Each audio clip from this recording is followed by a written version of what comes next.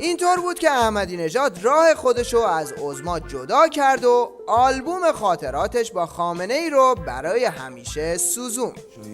خیلی دوست داشتم اون هوای تو همیشه روی من باشه، باز ما بدون تو شبا فقط میکنم زاری و ناله، میخوام بشینم و گریه کنم ولی کم فایده نداره، چون اینو میدونم که با تو بودن یه رویای محاله.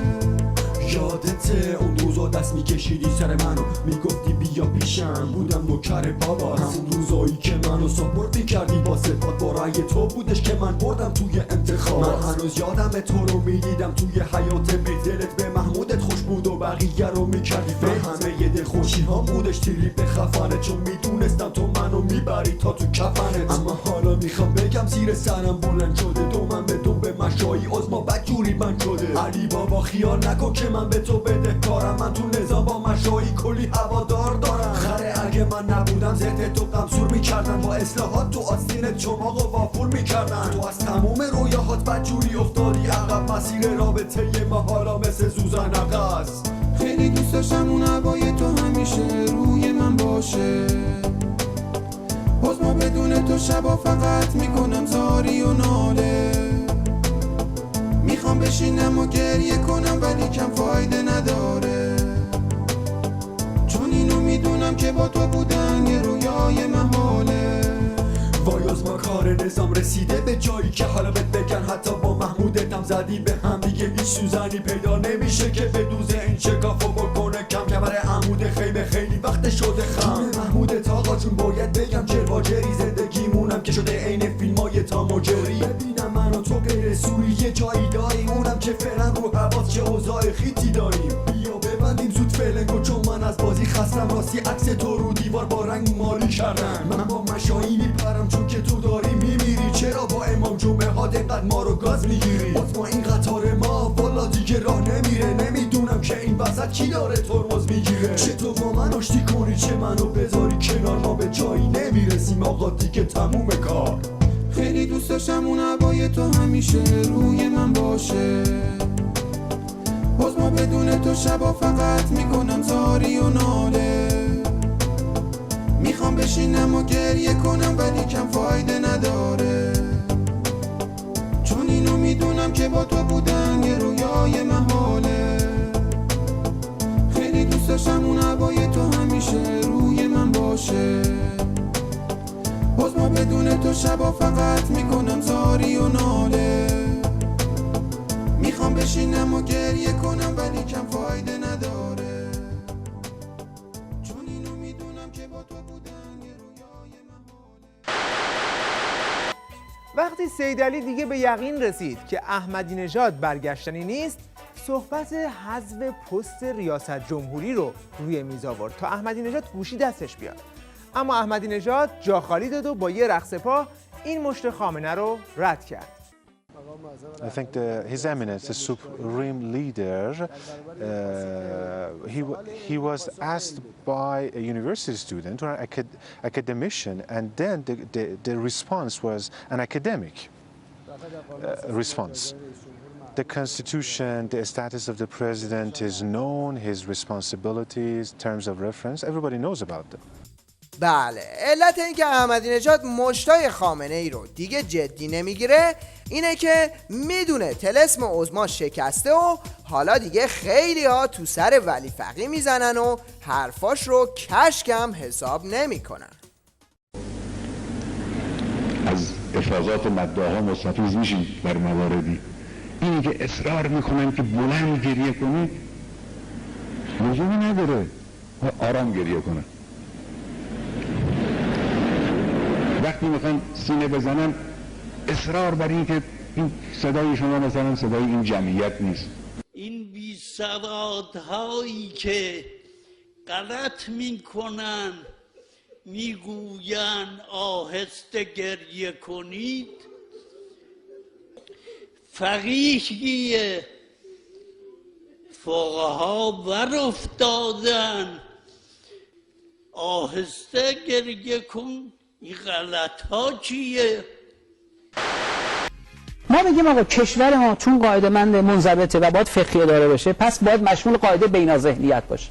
یعنی چی؟ مشمول قاعده بین‌ذهنیت یعنی این که فقهای ما باید مطمئن بشن که مثلا مقام معظم رهبری کشور رو داره فقهی اداره میکنه. یعنی باید سوال بکنن، بگن که به هر حال حضرت آیت الله خامنه‌ای، مقام معظم رهبری، این تصمیمی که شما گرفتی منبعش، ادلهش فلان، این هم یه بحث در واقع من از باب مثال عرض کردم. فقط اگر احدی از آحاد جامعه بخواد رهبر رو استیضاح کند حق دارد و رهبر باید پاسخ بگوید. اگر پاسخ نداشت خود به خود معذور است. ما مکانیزمی رو باید درست بکنیم. نه که روز به روز محدودترش بکنیم، نه که روز به روز. من واقعا روز به روز احساس میکنم که نظام در واقع قیمی بر نظام وکالتی میچربه. من بگم کشور رو فقط یک رهبر نمیتونه اداره کنه. یعنی چی؟ یک شخص فقط نمیتونه اداره کنه. بله، وقتی توی سر نظام چنین شکافی به وجود اومده باشه، دیگه حسابشو بکنید که تا اون پایین نظام چقدر ریزش و ترکش داشته. خلاصه اینطور بود که دیگه رمقی برای پیشبرد خط توی نظام باقی نموند. منم فکر میکردم که باید از یه سال دیگه آماده باشیم. زود الان، ولی زودتر از موعد بهمون زدن. ما چقدر آمادگی داریم نمیدونم. به نظر میرسه باز کفافه. این مدل حجمه رو نمیکنه. ماها رو با همین SMS ها و بلوتوث ها لهمون میکنن و کردن. تو همین ایام اینو دیدم که چقدر خط ما شکست پذیر و بحرین بریم لیبی بریم. وقتی که بوسنی میرفتیم مال این بودش که حال و هوای جنگ و اون قصه تو کلمون بود که بایستی بریم. امروزه میگن ولش کن مارادونا رو، غضنفر رو به چسب داره به خودمون گل میزنه. یا باشم برم بحرین، خط سوراخه، بحرین برم. متاسفم از این بابت که امروزه حضور ندارم، نه در بحرین نه در لیبی. اما افسوس میخورم که فتنه های داخلی انقدر نگرانی ایجاد کرده که جرأت نمی کنم که یار بخوام برای مارادونا بذارم. انقدر غضنفر داریم که گل به خودی میزنم. غضنفر نظام انقدر به دروازه خودی گل زد که ریش عظما از دستش آتیش گرفت. یک اخطار دیگر، مردم ایران دولت آقای احمدی نژاد را دولت دروغ خواندند و تأکید کردند سخنان آقای احمدی نژاد و ولی امر مسلمین جهان نفرت انگیز، انحرافی و مشمئز کننده هستند. آقای احمدی نژاد به حضرت آیت الله خامنه ای تأکید کردند سر صدا کنید و چنگ و دندون نشون بدید و زنجیر بجوید و بجوید، اینقدر بجوید هر جوری میخواید پشتکوارو بزنید تو این صحنه. اون چرا که میزنید از دل بزنید.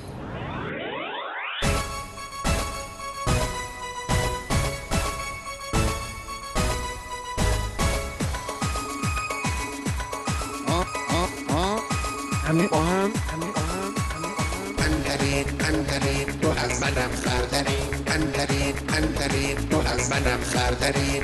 ریشم زدسته آتش گرفته، چاه ولایت بجور گرفته.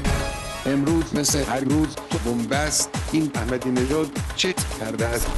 رو خوب پوسکنده بگم یه خورده ادب یاد بگیری. جاهل، خودتی، تروریست، خودتی، رمان، احمق، خائن، خودتی، ذلیل بشی. اختاپوس. اندرید تو از منم خردرید، اندرید تو از منم خردرید. ریشم زدسته آتش گرفته، چاه ولایت بجور گرفته. رهبری یه ماشینیست که اوراق شده، میگن زیر رهبری داغ شده.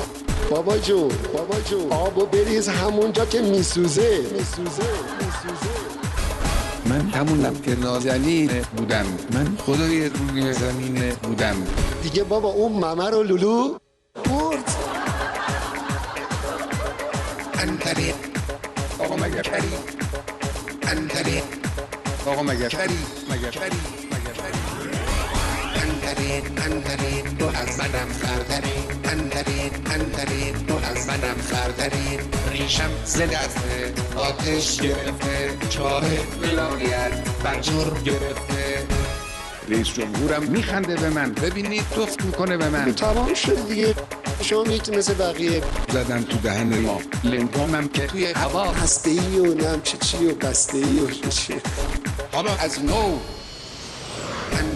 اندرین تو از منم خردرین اندرین تو از منم خردرین ریشم ز دست آتش گرفته چاه ولایت بنجور گرفته